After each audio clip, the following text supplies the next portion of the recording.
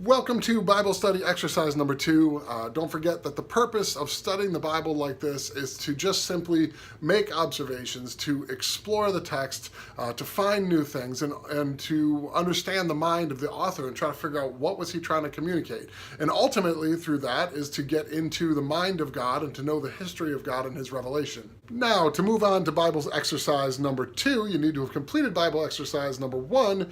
Number 1 was all about chunking and captioning the different thoughts as you move through the book of First John. That should give us the basic structure, the basic flow of thoughts, starts to help us to narrate and to figure out where the book is going. Finish that, and now you're ready to move on to Bible exercise number 2.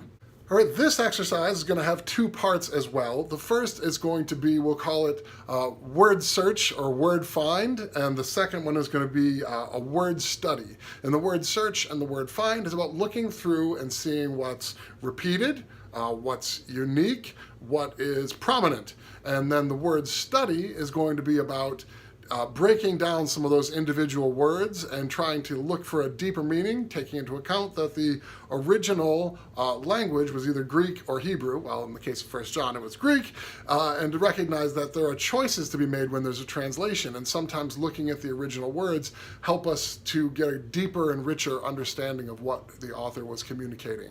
All right, here we are back at my makeshift whiteboard. As you can see, I'm just going to work through the first page of First John to give you a sample. You still have our chunks and our captions. But now what we're going to do is we're going to start to put together a list of words to search for. And you'll see exactly why I suggested getting the crayola twistables as well as the gel pens, because those are going to come in real handy as your scriptures start to turn into this colorful presentation here in front of us. Now here's the general idea, is as you're going through and you're chunking and you're captioning, you're also looking for words that you want to put on your list. Now I did this for us on this exercise, and I made the list, which you can download either off the blog or off the link at the bottom of the video. So I'm going to give you the list, but when you're normally doing it on your own, you would be looking and making a list as you're chunking the scriptures, and you'd say, hey, I noticed that the word love appears a lot, or the word darkness appears a few times, and you'd start to make your own list, and then later on you'd come back and you'd start doing this second exercise with it. This first page is actually perfect because a lot of the list actually appears even on the first page, even though it's repeated throughout the rest of the book. So love gets a little red highlight, sin gets a brown highlight, darkness gets a dark brown underline, commandments, commandment, commanded gets a deep blue underline. Here's a gel pen, a star gets a brother. Oh, it's not a star on here, but little children is. That gets a green star. Proclaim, writing, write, teach, teaches gets a yellow circle. Don't forget we also still had those yellow highlights of the 3 main ideas of why the author, actually 4, fourth one is in 5:13 if you didn't find it, why the author was writing to us. So what you're going to do is go through the entire book front to back, look for the word life, live, lives, highlight them in orange. Go through the entire document. Every single time, you can speed read it, but you're going through it over and over and over again looking for those words. Now some are a little tricky. Practice, patience, keeps on, those all get a green underline because they're communicating the same idea. And then the last one here, or another one here, is the enemies, the world, the flesh, and the devil or antichrist. I just put lowercase e's for the world and flesh and capital E's for anything that was personified in terms of an enemy. Gel pen circles, underlines, circles, X's. There you go. So have at it. Start going through the scriptures. Go down this entire list and see if you can find all of the uses in that text. All right, that'll get you started with the word find or the word search. The other added bonus to that is it gives you repetition. As you go through the text each time looking through the words, it gives you familiarity with the structure, familiarity with the book as a whole. If you can't tell by now, one of the goals of studying the Bible is to just repeatedly go through the text. As my old karate instructor used to say, the secret to skill is repetition, repetition, repetition, repetition, repetition, repetition, repetition. That all being said, let's move on to the word study. I've got a couple of samples here that I want you guys to go through. I'm going to give it to you. But again, as you read, you're going to compile your own list. You're going to make notes about what it is that you want to study on your own. I even like to make observations and write little comments here on the side or on a separate piece of paper. All right, each one of these word studies is going to be a sample of a different type of study that you can do. The first one we're going to do is to look at the choices that translators make when they translate from the original Greek into English. So, chapter 1, verse 6, the word practice, that gets translated practice, practices, keeps on, is Strong's Greek number G4160. So you're going to go to the Blue Letter Bible, find that verse, click on the interlinear, and you're going to try to find that word in Strong's. Now, if you scroll down, you're going to see you can find all the times that this word is used in 1 John. There's a couple interesting things that you can observe. One is that it gets translated throughout the book differently.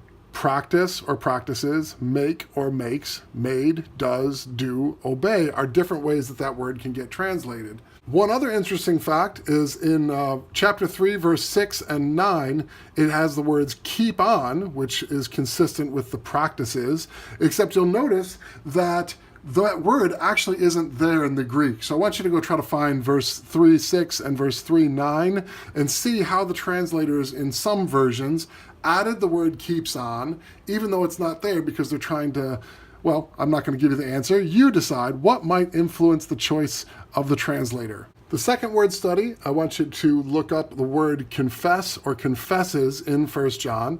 Find it. Go to the Greek in the Blue Letter Bible again and find Strong's number G3670, homologeo. And I want you to explore the root words of it. If you find that word, you should be able to break it down, and it should say, you should be able to click on the two root words that make it up. And the goal of that is it gives you a deeper sense of the meaning. Does it simply mean speaking or confessing or something more? The third word study is going to be with the word advocate or parakletos, Strong's number G53875. Find it. It's in 1 John 2:1 is a good example. In this case, it's a study to help us see a bigger biblical concept or to make a connection. For example, 1 John was written by the Apostle John, who also wrote the Gospel of John. And I want you to look at that word, this word in Blue Letter Bible, and it'll tell you everywhere in the Bible it was used. Look in the Gospel of John and see where else it was used and when it was used, who it was speaking of. That word can be translated a couple of different ways. I want you to look it up. Look at the different translations, see some of the options there. Again, Blue Letter Bible will let you compare those translations and see what choices translators have made and how they interpreted that word. The fourth word study, hilasmos, Strong's G, by the way, the G stands for Greek, 2434, propitiation. All right, now that one, as I was going through studying, I was like, what does that mean? And turns out it's a unique word found only in the book of 1 John. So that called my attention there to spend a little bit of time and say, well, what does that mean? What's he trying to get across? That's such a strange word, propitiation. It's in 1 John 2:2 and John 4:10. Spend a little time there, look at the English dictionary, look at synonyms, look at the Greek word, try to get an understanding or a grasp of what is entailed in that word propitiation. And the last word study. Repeated is the word children or little children, right? And we put little green stars next to it throughout it. Now, this is interesting to catch the distinction between two similar English words. So children and little children sound the same, but if you look them up, again, go to the interlinear feature on the Blue Letter Bible, Strong's G5040, Strong's G3813, and you'll see that there's two different words that get translated children and little children. And the English catches it with the word little, but if you look at those words, you can begin to check out the roots, where those words come from, even with the Greek, and then start to ask yourself that question, why do you think a different word was used between, say, 1 John 2:12 and 1 John 2:13, and those two different words were used in such close proximity? And there you are, exercise number 2, to get us into the Bible, to get us learning what it means to actually try to study. I am not very good at this yet, so please leave some comments, leave some feedback, help me to know what's confusing and what's helpful, and if necessary, I'll just reshoot this video and make it better the second time. Now remember, studying the Bible is a broad topic, and there's lots of ways to do it, and I am not proposing that this is the right way to do it, but hey, if someone says sit down and study the Bible, what do I do? Where do I start? And that's what this video is about. It's just about giving you some basic tools to sit down and teach you what you can do with the Bible and how you can get into it and get familiar with it and dig out some of those gems. So have fun. I'll see you next video, number 3.